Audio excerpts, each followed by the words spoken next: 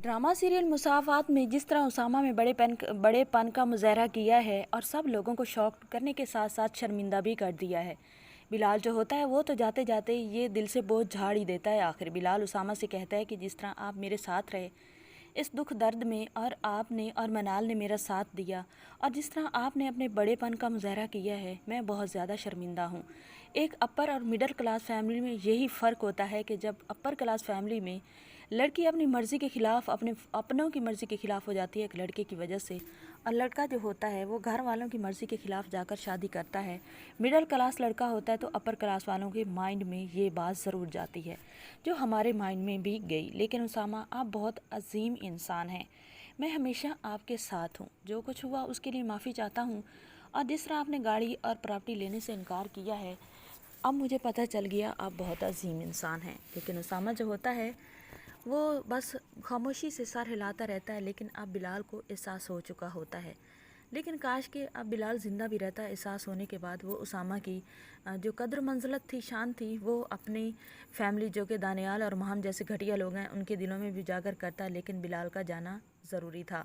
बिलाल का बुलावा आ जाता है, बिलाल तो चला ही जाता है। लेकिन अब क्या होता है, अब भी वही उसामा और मनाल, उन्हीं का ही घाटा होता है, उन्हीं का ही नुकसान होता है। क्योंकि ना तो महम का नुकसान है बिलाल के जाने के बाद, और ना ही इस दानियाल जैसे घटिया तरीन गिरे हुए भाई का।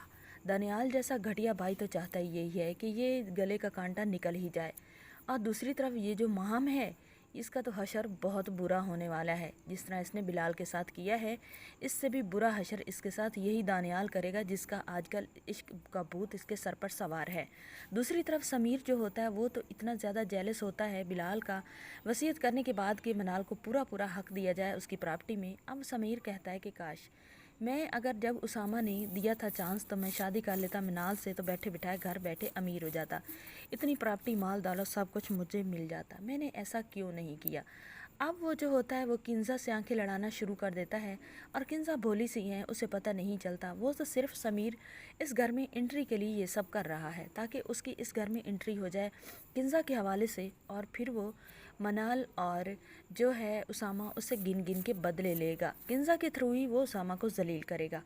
अब जो होती है किंजा की माँ, वो भी खुश हो जाती है, उसामा को बड़ी तारीफ़ी करती है कि देखो किंजा के साथ बड़ा दिल है हमारे समीर का।